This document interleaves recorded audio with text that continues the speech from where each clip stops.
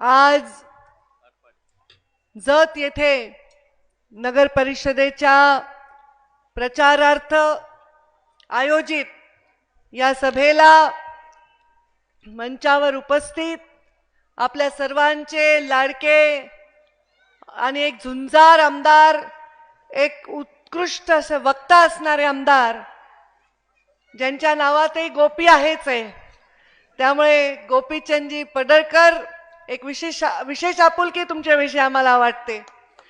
मंचावर उपस्थित ज्यांच्या प्रचाराला आम्ही आलेलो आहोत, प्रचाराला येण्याच्या संदर्भामध्ये भाषणात त्यांनी पूर्ण जुनं नातं सांगितलं.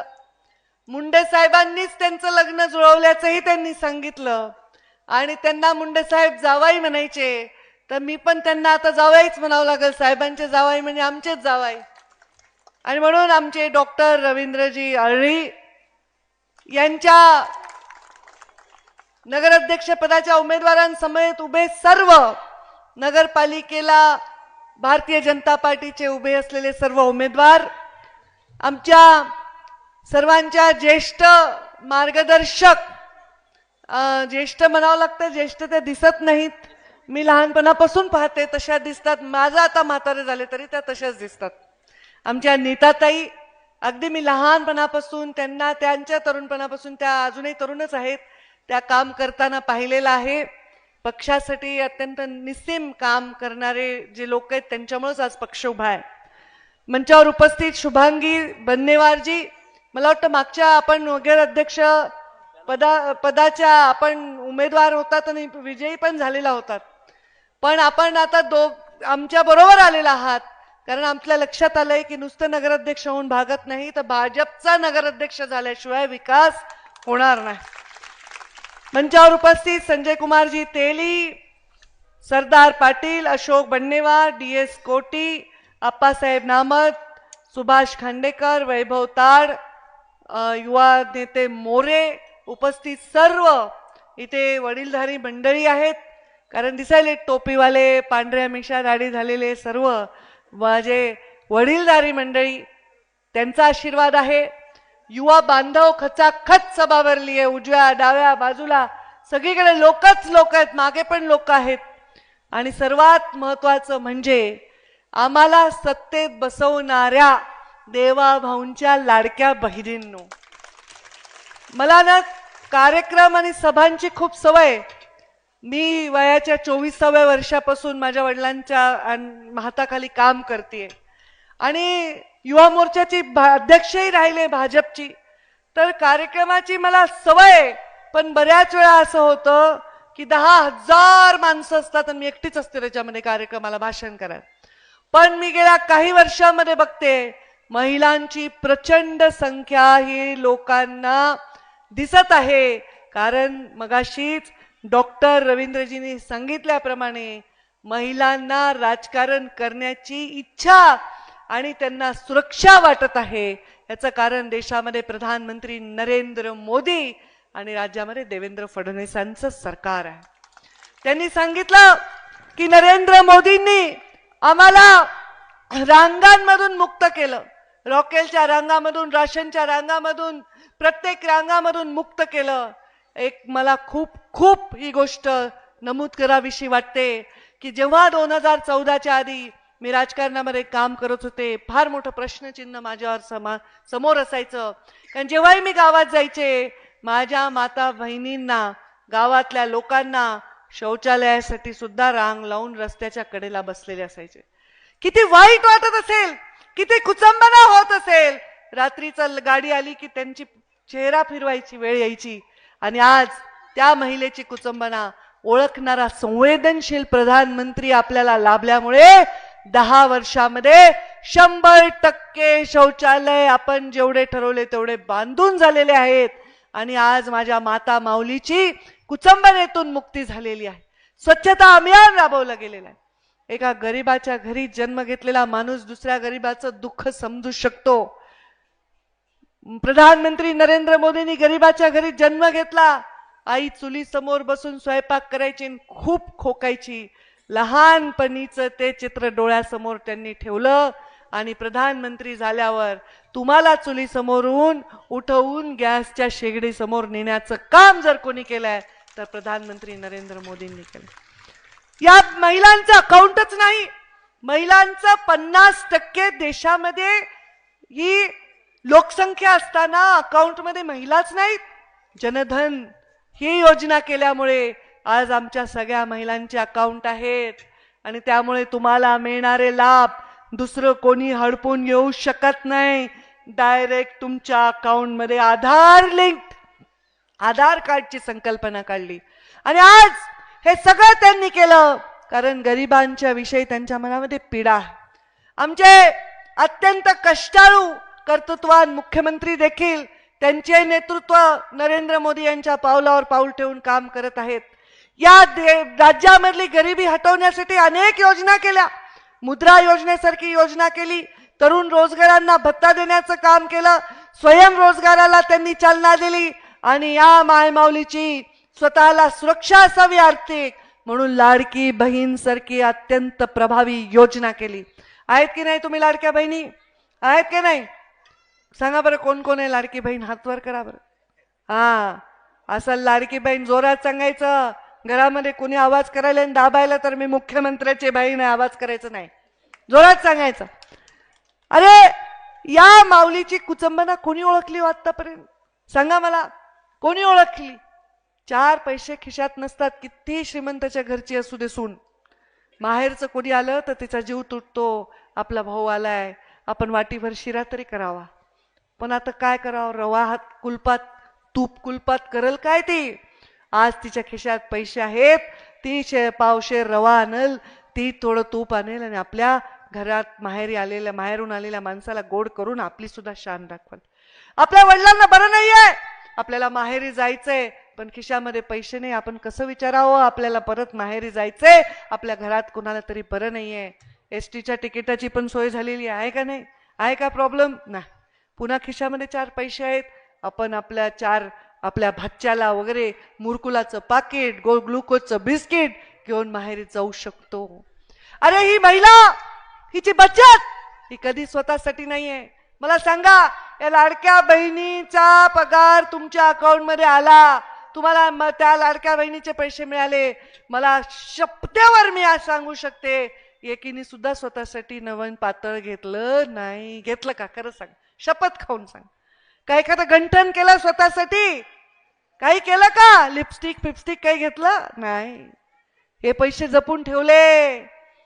आपल्याला जर एक मुलगा आणि एक मुलगी असेल आणि मुलाला क्लास लावायला बापांनी पैसे दिले पण मुलगी रडायली, मला दादापेक्षा जास्त मार्क असून मला का क्लास नाही लावला गाई? बरोबर आहे की नाही? तेव्हा ही हळूच आमची कमाई येते आणि तिच्या हातात जा बाई तुझा क्लास लाव. जर आपल्या घरामध्ये म्हातारा आपला सासरा आजारी असेल, नवऱ्याच्या चेहऱ्यावर प्रश्नचिन्ह असेल की आता औषध आणायचे कुठून, तर ही माऊली आपल्या देवघरामध्ये खाली, देवाच्या खाली, कपड्याखाली लपवलेले, बरोबर तुम्ही लपवतात, हसू येईल तुम्हाला. कुठं कुठं पैसे लपवतात मला सगळं माहिती आहे, कारण मी पण लपवत असते.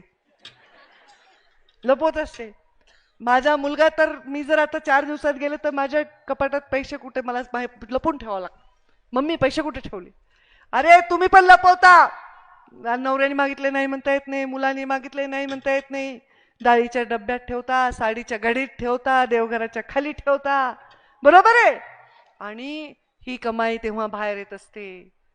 आपल्या नवऱ्यानी काटकसर करून सदरा शिवला नाही, चपलीला छिद्र पडलेत, तेव्हा एखाद दिवशी बाजारात जाऊन त्याच्यासाठी एक नवीन सदरा आणि चप्पल घेऊन येणारी माऊली स्वतःसाठी काही करत नाही या पैशातून. पण या पैशातून तिला काय मिळालंय? तर तिला स्वाभिमान मिळालाय आणि तिला स्वतःचा आर्थिक कणा मजबूत आहे. मी सुद्धा अत्यंत घरातल्या फर्निचर सारखी वस्तू नसून मला सुद्धा जीव आहे, मला सुद्धा स्वाभिमान आहे. हा स्वाभिमान देण्याचं काम आमच्या मुख्यमंत्र्यांनी केलेलं आहे. आज बचत गटाची चळवळ फार मोठ्या प्रमाणात, गोपीचंदजी मला सांगा वाटतं, मी ग्रामीण विकास मंत्री होते, रोजगार हमी मंत्री होते, जलसंधारण मंत्री होते, महिला बाल कल्याण मंत्री होते. इतकं काम मला या महिलांसाठी आणि ग्रामीण भागाच्या लोकांसाठी करता आलं. या जिल्ह्यामध्ये सुद्धा जलयुक्त शिवारची फार मोठे आपण कामं केलेली आहेत. मागासलेल्या आणि पूर्णपणे दुष्काळी भागामध्ये मोठं काम केलंय आता इथे मान खटावच्या भागामध्ये इतका दुष्काळ, आम्ही तिथे बंधारे केले, साखळी बंधारे केले. एक तरुण मुलगा माझ्याकडे डाळिंबाचा एक डब्बा घेऊन आला आणि त्यांनी सांगितलं, ताई हे डाळिंब तुमच्यासाठी. म्हणलं कशाबद्दल? तो म्हणला, ताई तुम्ही आमच्यासाठी साखळी बंधारे केले, आमची जमीन निव्वळ बेरड होती, त्याच्यावर काही येत नव्हतं, पण त्याच्यावरून मी ड्रिप लावलं आणि डाळिंबाची शेती केली. आता माझे डाळिंब मुंबईच्या बाजारात येतात, ही तुमची देण आहे. अहो काय पाहिजे आपल्या शेतकऱ्याला? जेव्हा तो घाम गाळणारा शेतकरी आपल्याला डोळ्यातून आशीर्वाद देतो, ह्याच्यापेक्षा मोठी कुठली संपत्ती नाही. ही माय माऊली जेव्हा आम्हाला आशीर्वाद देते, ह्याच्यापेक्षा मोठी कुठलीही संपत्ती नाही. आज तुम्ही सांगितलं या भागाचा विकासाचा पूर्ण ब्लूप्रिंट गोपीचंद पडळकरांनी तयार केलेली आहे का? आतापर्यंत इतिहासात कोणत्या आमदारांनी एवढी काळजी केली? कधी विचार केला का की या भागाचा मला 5 वर्षामध्ये संपूर्ण चेहरा मोहरा बदलायचा आहे? ते गोपीचंद पडळकरांनी केलंय. मी त्यांच्या पाठीशी आणि माझ्या पाठीशी मुख्यमंत्री खंबीरपणे उभे आहेत.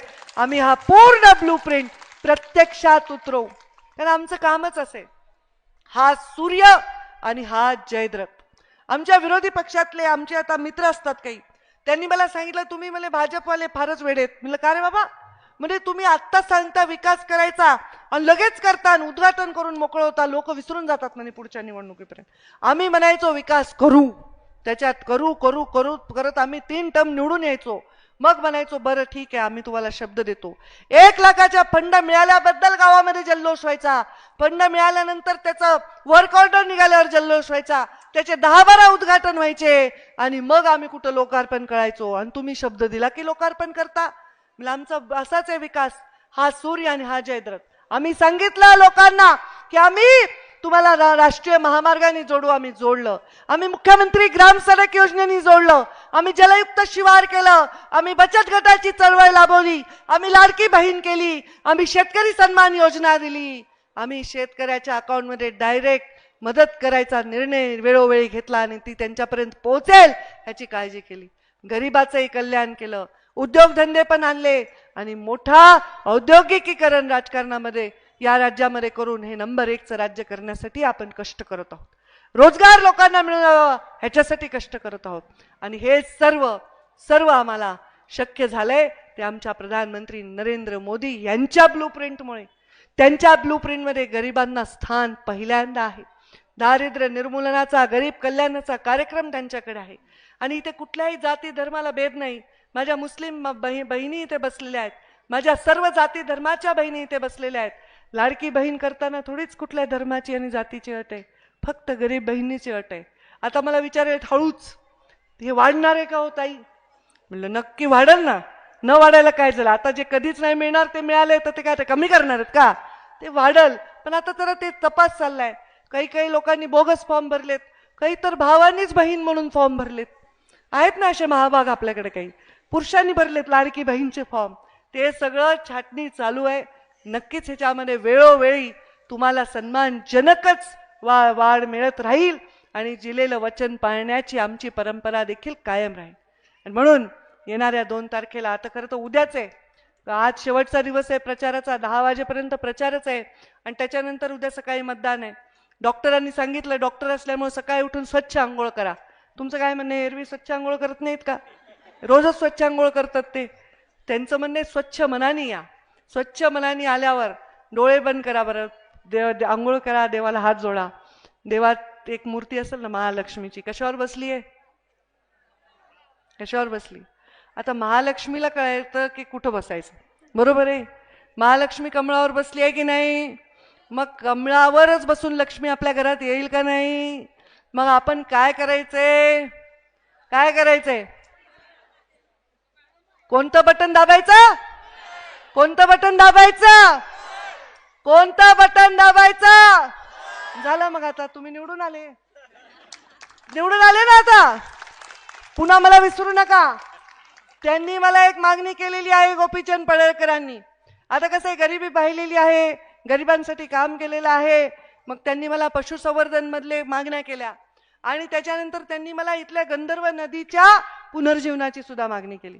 फार मोठं काम. आता देवेंद्रजी फडणवीस आमच्या बीडच्या सभेला आले होते आणि त्यांनी सांगितलं की पंकजाताईंच्या खात्यातून फार मोठं काम नदी पुनर्जीवनाचं होणार आहे. जसा मोदीजींना नमामि गंगे प्रकल्प केला तसा या राज्यामधल्या नद्यांचं पुनर्जीवनाचं काम आम्ही करणार आहोत आणि फार फार लोकांचं पुण्य त्याच्यातून मिळेल कारण जे पाणी आपले आहे ते जीवन आहे आणि त्याच्यासाठी आम्ही काम करणार आहोत.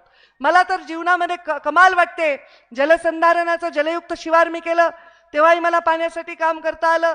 मला नेहमी माझ्या जीवनामधला संकल्प होता नीर आणि नारी.